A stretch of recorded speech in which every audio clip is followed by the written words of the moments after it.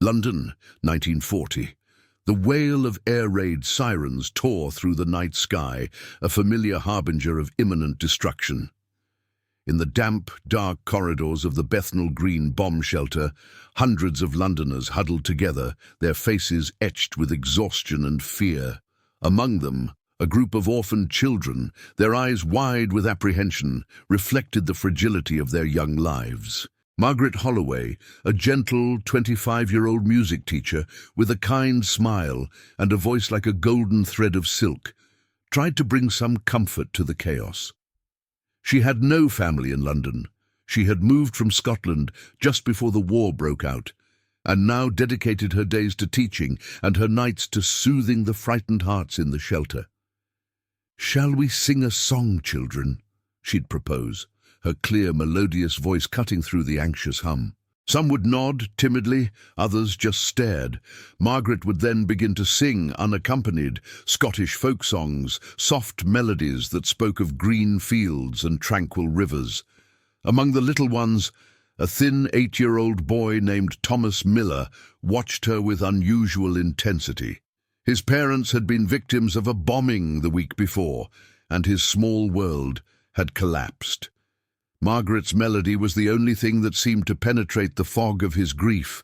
The thud of bombs outside was muffled by the shelter's thick walls, but the sound resonated in their hearts. With every note Margaret sang, a strange sense of peace settled in, a brief truce in the war that raged both outside and within them. These daily singing sessions became the focal point of their nights in the shelter. Margaret became a beacon, and the children, like lost little boats, clung to her light. Her presence didn't erase the fear, but it made it more bearable, a reminder that beauty and hope could still exist, even in the darkest moments. Thomas, in particular, never missed a session. He memorized every word, every melody, and without even realizing it, Margaret's voice began to weave itself into the tapestry of his own resilience. Outside, London was a field of ruins, but here, underground, a small flame of humanity was lit with each song. If you're enjoying this journey of hope amidst war, don't forget to subscribe to the channel so you don't miss the next chapters. Days turned into weeks, and weeks into months. London continued to be subjected to relentless bombings, and the urban landscape transformed into a mosaic of rubble and scars. The once vibrant streets were now dotted with collapsed buildings and enormous craters, silent witnesses to the brutality of war. The smell of smoke and dust was constant in the air, mingling with the unwavering determination of the population. Life in the Bethnal Green shelter settled into a grim routine. Waking to the uncertainty of the day, work for adults, improvised schooling for children, and nights spent underground, lulled by the distant sounds of war. Margaret Holloway, with her inexhaustible energy, balanced her daytime lessons in a makeshift school with her nightly singing sessions. Fatigue was visible in her eyes, but her spirit remained firm. She had become a maternal figure to many of the orphaned children, and especially to Thomas. He followed her like a shadow, absorbing every word of encouragement, every gesture of kindness. Thomas was a boy of few words, his pain internalized, but his eyes conveyed deep gratitude for Margaret. He observed the way she interacted with others, the patience with which she listened to stories of loss, the strength she radiated even in moments of greatest tension. Dialogues in the shelter were marked by a mixture of resignation and hope. People shared news of rationing, of relatives in the trenches, of neighbors who had lost everything. But there was also laughter, small victories celebrated, the camaraderie that arose from adversity.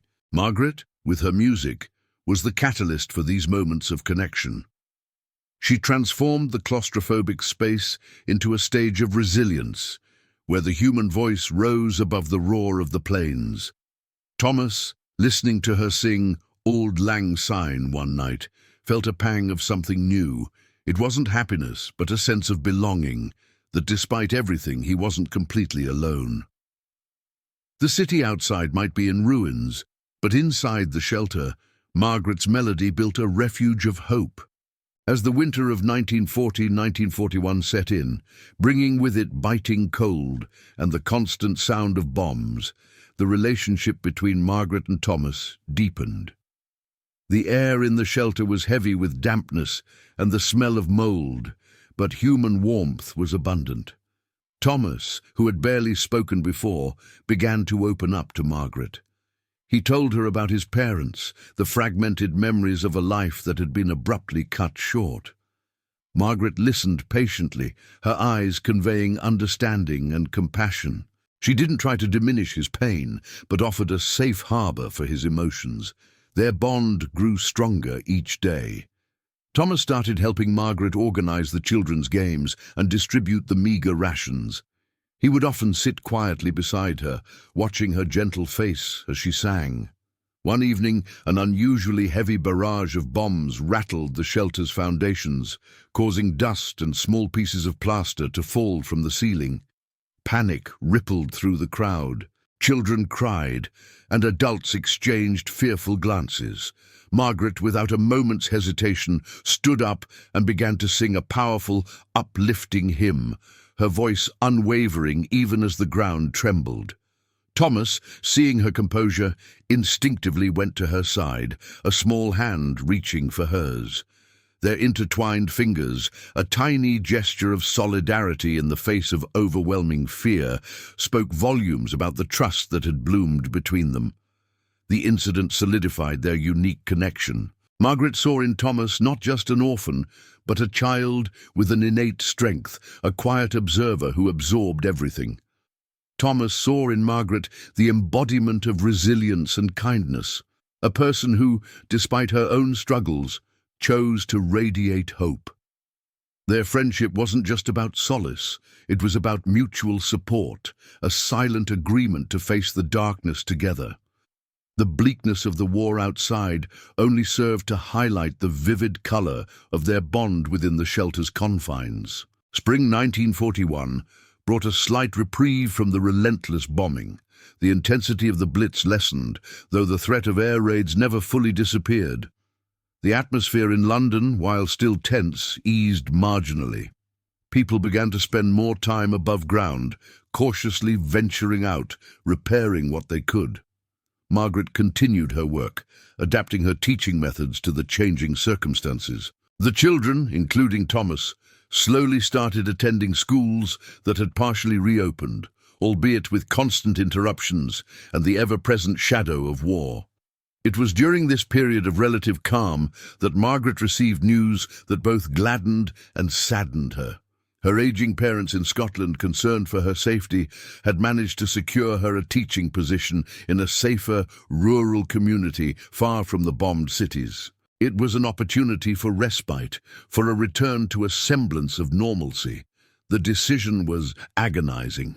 She knew she needed to go, for her own well-being and for her parents, but the thought of leaving the children, especially Thomas, tore at her heart. She broke the news to the children in the shelter, a mixture of hope for her future and regret for their separation evident in her voice. The younger ones didn't fully grasp the meaning, but Thomas understood. His quiet demeanor gave way to a palpable sadness. He didn't cry, but his eyes, usually so observant, became distant, mirroring the loss he had already endured. Margaret knelt before him, holding his small hands. "Thomas," she said softly, "I have to go, but I'll never forget you or our songs. You are strong, do you hear me? And you must keep singing, even when I'm not here."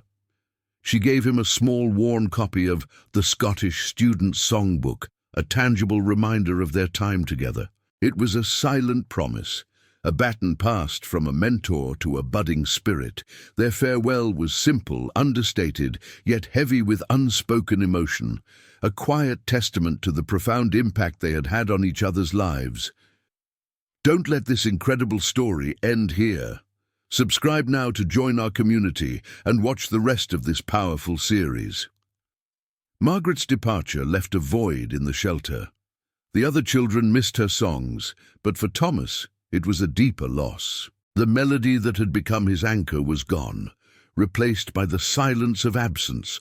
He clutched the songbook Margaret had given him, its pages worn from countless nights of being held.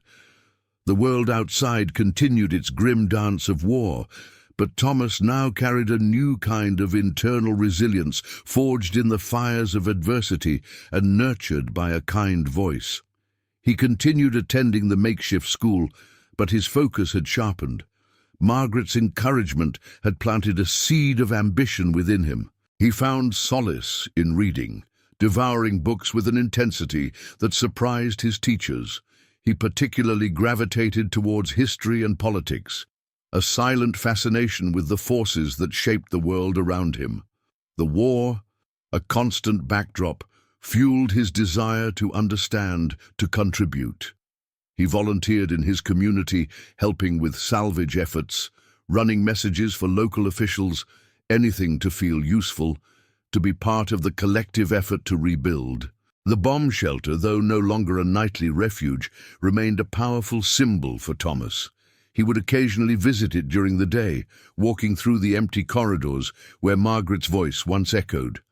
He would sometimes hum the tunes she taught him, a private ritual that kept her memory alive.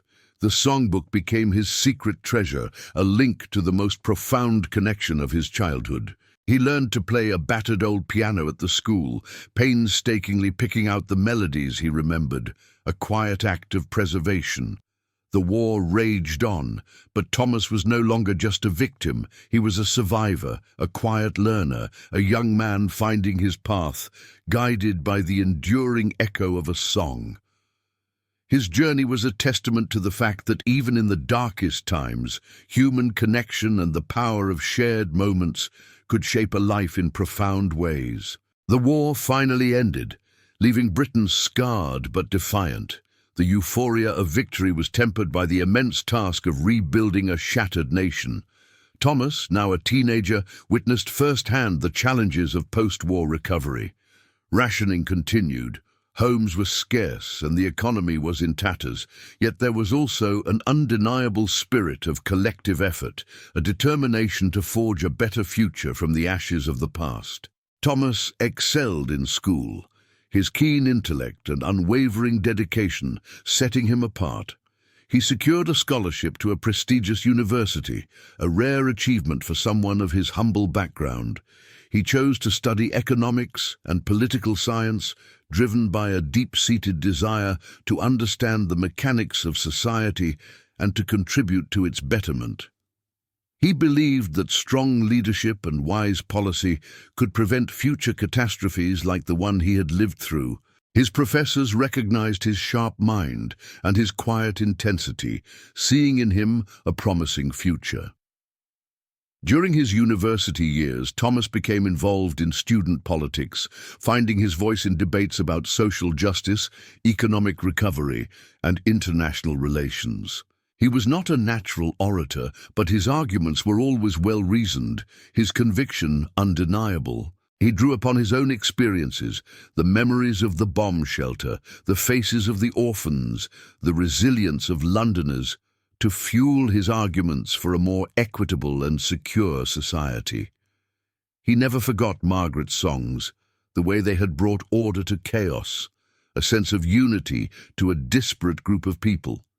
He understood that true leadership, like music, had the power to unite and inspire, to give hope when hope seemed lost. After graduating with honors, Thomas embarked on a career in public service. He joined a government department, initially in a junior role, but quickly rose through the ranks due to his exceptional analytical skills and tireless work ethic. The political landscape of post-war Britain was dynamic, marked by ideological debates about the future direction of the country. Thomas, while pragmatic, always held firm to the principles instilled in him during his formative years: compassion, resilience, and a deep commitment to the welfare of ordinary people. He gained a reputation as a thoughtful and meticulous policymaker, someone who understood the real-world impact of government decisions. He championed initiatives aimed at improving social housing, expanding access to education, and strengthening the National Health Service, all issues that directly resonated with his own experiences of hardship and vulnerability. His colleagues respected his integrity and his ability to see beyond political expediency, focusing instead on what was truly beneficial for the nation. He often reflected on Margaret's influence, particularly during challenging debates or when facing bureaucratic hurdles. He remembered her unwavering spirit in the face of fear, her ability to bring light into the darkest corners. This memory fueled his resolve, reminding him that even the smallest act of kindness or a single hopeful voice could have a profound ripple effect. He wasn't aiming for personal glory. His ambition was rooted in a genuine desire to serve, to ensure that no child would again suffer the terror and loss he had experienced. His career was a testament to the idea that personal tragedy, when channeled constructively, could become a powerful force for positive change. The plot thickens. To witness Thomas's incredible journey unfold and see how his past shapes his future, hit that subscribe button. Thomas's dedication and insightful contributions did not go unnoticed for long. His work within the civil service, initially in seemingly minor roles, quickly revealed a mind uniquely suited for public life. He possessed an uncanny ability to dissect complex issues, identify core problems, and propose pragmatic solutions that often eluded his more seasoned colleagues. This keen, analytical mind, combined with an unwavering work ethic, propelled him forward. When the opportunity arose to transition from the relative anonymity of the civil service to the more public arena of elected office, Thomas seized it. He stood for Parliament and, against the odds for someone with his quiet disposition, won a seat, earning the trust of his constituents through sheer conviction. His quiet demeanor, a hallmark of his childhood, belied a powerful and deeply held conviction. He wasn't a showman. His speeches were not flashy or filled with rhetorical flourishes. Instead, they were meticulously researched, grounded in facts, and delivered with an authenticity that captivated his audience. He spoke not merely of policies and legislative frameworks, but of the human cost and benefit behind them.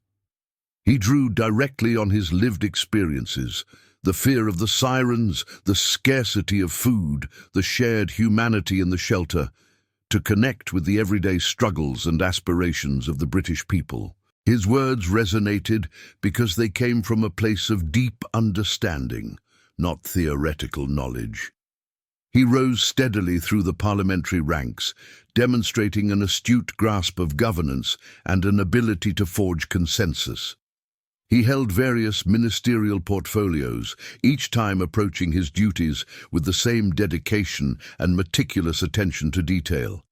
He navigated complex political challenges, from economic recessions to social reforms, with a calm and measured approach. This calm, often in the face of heated debate, earned him the profound respect of both allies and adversaries. His early life experiences during the war had profoundly shaped his worldview, instilling in him a deep empathy for the vulnerable and a tireless, almost innate commitment to social justice. He often recalled the stark reality of life in the bomb shelter, the raw fear of the unknown, and the simple yet profound acts of kindness that provided solace amidst chaos. This indelible memory served as his moral compass, guiding every decision he made and every aspect of his public service. He aimed not for personal aggrandizement, but for the betterment of the lives of ordinary people, a direct echo of the community spirit he had experienced in the shelter. The media, always on the lookout for compelling narratives, began to take notice of the quiet reformer, as he was sometimes called. His personal story, though rarely sensationalized by Thomas himself, gradually became known. The orphan who survived the Blitz, who pulled himself up through sheer intellect, unwavering dedication, and a profound sense of purpose. He was seen not just as a politician, but as a symbol of post-war resilience, a leader who understood the true foundations of British society, not from academic textbooks, but from living through its darkest and most defining hour. His rise was organic, built on genuine merit, unwavering principle, and an authentic connection with the hopes and aspirations of a nation striving to rebuild. He stood as a testament to the powerful idea that true leadership could emerge from the most unlikely and humble of beginnings. Years passed, each one marked by new challenges and changes, yet Thomas Miller, the boy who once huddled in a damp bomb shelter, found himself at the pinnacle of British politics. The nation he now led had evolved, facing new and complex challenges. Profound economic shifts, intricate global complexities that tested its international standing, and rapid social transformations that reshaped its very fabric. After a successful leadership campaign built not on charisma, but on a compelling platform of stability, social cohesion, and carefully measured progress, he was elected Prime Minister of the United Kingdom. His inauguration was a sober yet profoundly hopeful affair, a stark and moving contrast to the tumultuous and war-torn world into which he had been born. The weight of history, and indeed the weight of the future, settled upon his shoulders. As Prime Minister, he faced immense pressure, the true weight of a nation resting squarely on his shoulders. Every decision, every pronouncement carried profound consequences. He made difficult and often unpopular decisions, navigated complex international crises that threatened global stability, and worked tirelessly, often late into the night, to implement his far-reaching vision for a stronger, fairer Britain. Yet, despite the grandeur of Downing Street, the constant glare of the public eye, and the relentless demands of his office, his early memories remained a quiet, powerful, and constant influence. He often retreated into his thoughts, mentally revisiting the Bethnal Green shelter, recalling the primal fear of the bombings, the raw sense of camaraderie among strangers, and most vividly, the gentle, reassuring presence of Margaret Holloway. He would sometimes, in moments of solitude, pull out the worn songbook, its pages brittle with age and bearing the faint scent of old paper and distant memories, and hum the melodies she had taught him. These were not just songs. They were echoes of hope, tangible reminders of the human spirit's extraordinary capacity for resilience and connection, even in the darkest, most terrifying of times. He never once sought to make his personal story a political tool, understanding that such a narrative, if exploited, would lose its genuine power. However, his past subtly and profoundly informed his leadership. His policies, particularly those focused on social welfare, education, and public health, consistently reflected a deep, innate understanding of hardship and an unwavering commitment to protecting the most vulnerable in society. This was a direct, undeniable legacy of his childhood experiences. He embodied the very essence of British stoicism and perseverance, a quiet strength that was not learned from textbooks or political mentors, but was born directly from adversity. The public, sensing this authenticity, profoundly respected his integrity and his unwavering sense of duty. These were not manufactured political traits, but qualities that had been forged in the crucible of war, tempered by loss, and nurtured by the simple, selfless kindness of a music teacher. He was a leader shaped not by privilege or political dynasty, but by the raw, unvarnished realities of life and the enduring, transformative power of a single, hopeful voice. One crisp autumn evening, decades after the war had ended, the echoes of conflict seemingly faded from the collective consciousness. A poignant public event was held in the heart of London. Its purpose was to honor the dwindling number of survivors of the Blitz and to pay tribute to all those who had contributed to the nation's extraordinary resilience during its darkest hour. Prime Minister Thomas Miller was the distinguished keynote speaker, his presence adding an undeniable weight and significance to the occasion.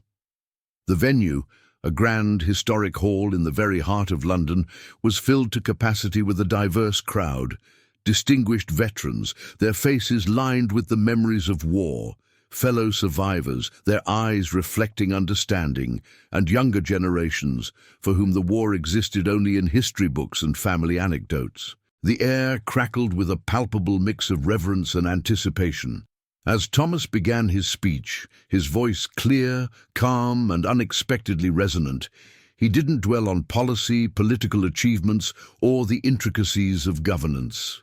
Instead, he spoke with profound eloquence of memory, of resilience, and of the profound, often understated impact of human connection during times of overwhelming crisis. He paused, a flicker of raw emotion momentarily clouding his eyes, and then, in a voice that seemed to carry the weight of untold stories, he shared a deeply personal anecdote he had rarely, if ever, spoken about publicly. He vividly described the claustrophobic confines of the Bethnal Green shelter, the visceral fear of the relentless bombings shaking the very ground beneath them, and the quiet, luminous presence of a young music teacher who, with nothing but her voice, sang to the orphaned children.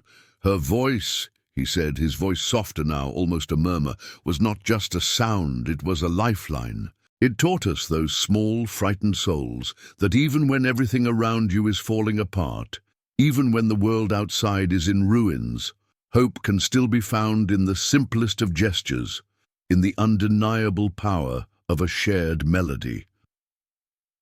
He then reached into his jacket pocket and with deliberate slowness pulled out the old, tattered songbook, its cover faded and creased, its pages brittle with age. Holding it aloft for all to see, he continued, his voice gaining strength. This book, worn and cherished, was given to me by Margaret Holloway.